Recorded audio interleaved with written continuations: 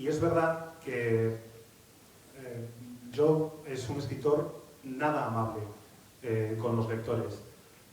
Nada amable porque hay momentos en el que sus personajes actúan motivados sobre todo por la venganza.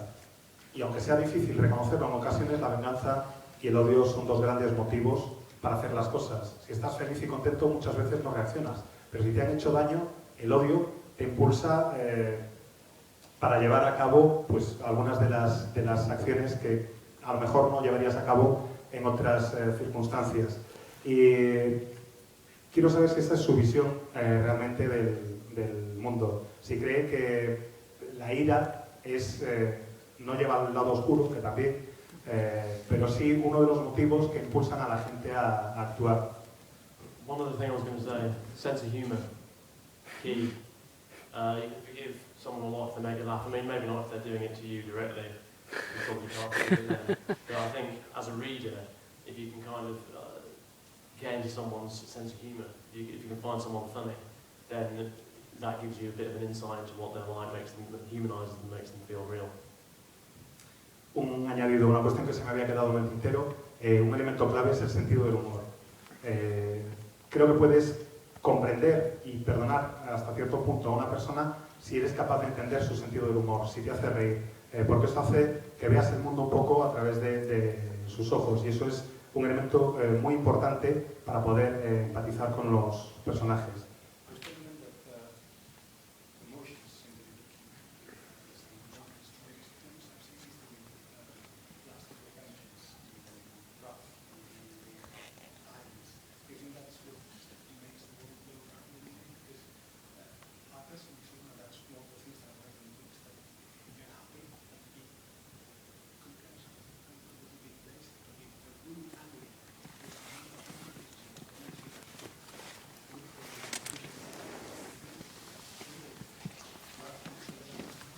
Well, up to a point, I think. Certainly people who are... I remember a quote, I forget where it's from, I think Angels in America, a TV show that HBO did a while ago. And Al Pacino plays a very unpleasant person in this series. He asks, do you want to be nice or do you want to be effective? And I think that's true of maybe many of my characters. They're people who've got jobs to do and they have to do quite unpleasant things in order to get there. And so sometimes it takes someone who's quite unpleasant, quite deficient in one way or another to get things done. Creo que sí, hasta cierto punto es cierto que la ira es un buen motivo para actuar. Hay una cita que viene de una serie que se llama Angels in America, me parece, no estoy seguro. O sea, si estoy seguro del nombre de la serie, no de que venga de ahí la cita. Es una serie de la HBO en la que Al Pacino interpreta a un personaje extraordinariamente desagradable. Y hay un momento en el que Pacino dice una frase, dice, ¿pero tú qué quieres ser? ¿Un buenazo o eficaz? Creo que eso es cierto para muchos de mis personajes. Son gente que hace las cosas que hace porque sienten un deseo de venganza que les impulsa a actuar y que lamentablemente la ira sí es eficaz como motivador, al menos para algunos personajes.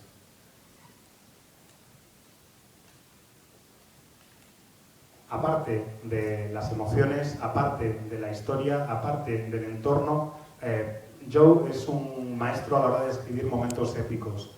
Hay batallas en sus libros que realmente las vas viendo cómo se van preparando poco a poco.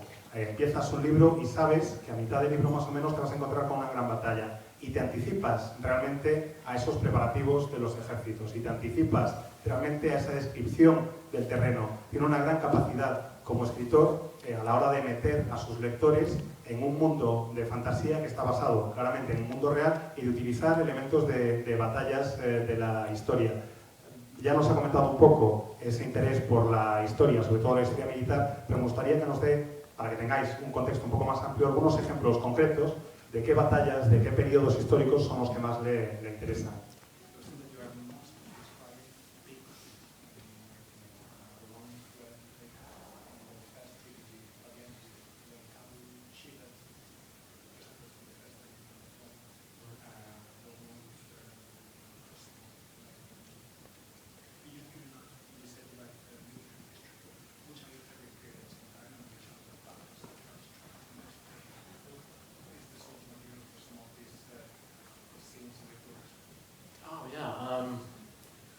fascinated by the American Civil War for some reason. That's always struck me as very interesting because it's where a lot of quite ancient feeling, motivations and rhetoric sort of meets a very modern way of making war. It's almost where the modern world appears, and it's one of the first wars in which you get very big, large armies involved in quite large and long-lasting, multi-day battles. So the American Civil War I've always been quite interested in. But any and all. And in a way, I try not to make my stuff feel like it's too much of a given time period. I wouldn't want it to feel too medieval or too Renaissance-y or too modern. I want it to have a sense that it could be now, that it has a universal sense, if you like. And it's, you know, applicable to a modern audience as much as it might be to an ancient one. I don't want things to feel like a faux attempt to be historical, because even if you're pretending that you're writing in a past era, in a way, you can't pretend you're not writing for a modern audience. And I think also, I'm always trying, even if I'm writing very big events, I'm always trying to keep it personal and to write from a given point of view, even if that point of view is shifting and moving from one person to another. I think the secret to making writing exciting, making writing interesting, making a big action sequence immediately, you know, effective for the reader, is that you tie it all back to the individuals and you make it about the personal experience. And in a way, you don't worry too much about the big picture. That needs to be consistent, that needs to be convincing, but much more important is the kind of emotional effect on the individuals you're covering. La verdad es que me fascina la historia de la historia militar, y sobre todo me interesa mucho la guerra civil norteamericana. Me interesa porque permite, es una de las primeras guerras en el mundo en el que las batallas de varios días entre distintos bandos están perfectamente documentadas, y te permite ir desarrollando la historia y tienes suficientes elementos de referencia para poder incorporarlos luego a tu obra. Pero no me quiero centrar en una época histórica determinada o concreta. No quiero que las batallas parezcan demasiado medievales, ni demasiado modernas, ni demasiado renacentistas. Trato de dar un toque universal, digamos, o atemporal a las batallas, teniendo en cuenta que escribo para un público moderno.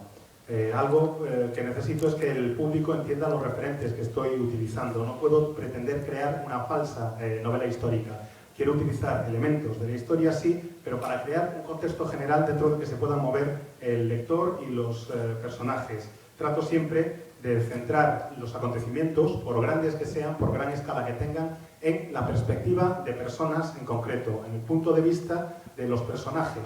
Hablar siempre desde la voz de los personajes, aunque cambie el punto de vista, aunque cambie la voz del narrador, que sea siempre una experiencia personal, que se vivan estos grandes acontecimientos desde un punto de vista personal. Me interesa que la acción llegue de manera eficaz al lector, que el lector forme parte de la experiencia y que no esté preocupado sobre si la batalla que estoy describiendo es convincente o no, sino que se involucre con los personajes y que pueda tener efecto lo que ocurre a los personajes sobre las emociones del lector.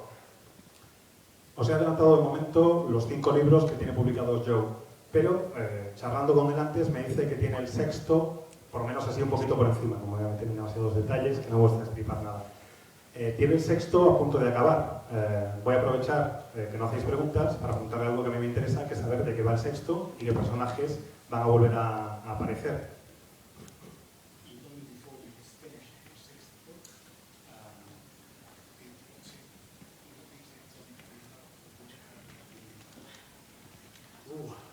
Well, I suppose I wrote a fantasy trilogy with the First Law. That was the thing I'd always wanted to write, my take on that form, if you like. And then needing to write some other books in order to fulfil a contract with a publisher, I started to think of some new ideas, some quicker ideas, and the first of those, Best Served Cold, was a kind of fantasy gangster story in a way. The second was The Heroes, which is a fantasy war story. And so for the third one, I decided to have a go at a kind of fantasy western. And so in a way, although set in the same world and having some characters in common as the previous books have had, it has a lot of the kind of feel and style and setting that a western would have.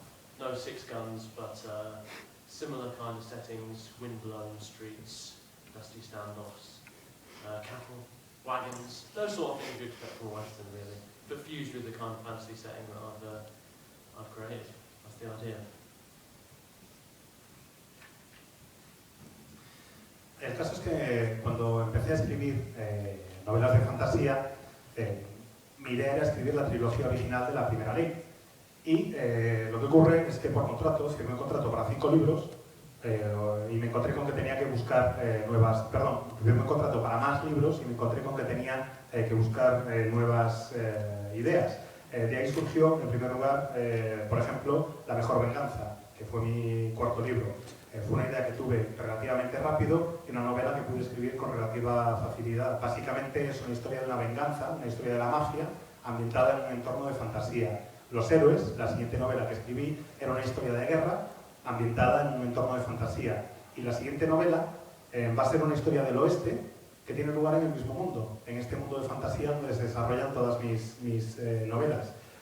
Básicamente te puedes encontrar el tipo de personajes que esperarías en una película del oeste. No va a haber revólveres, pero sí va a haber el mismo tipo de entorno, el mismo tipo de ambiente, el mismo tipo de mundo.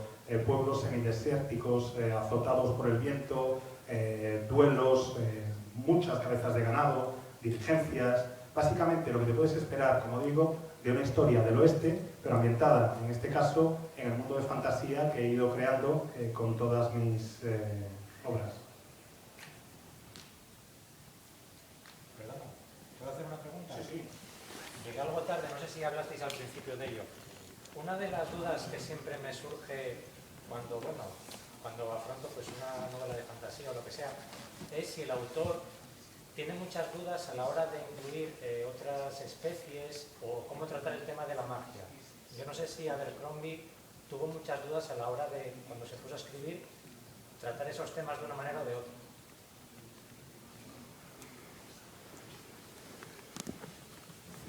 Well, I think, as with many things, when you start actually writing and deciding to have a go at writing a fantasy series yourself, probably you've got ideas that go back a long time, things you've read and have influenced you and you want to include.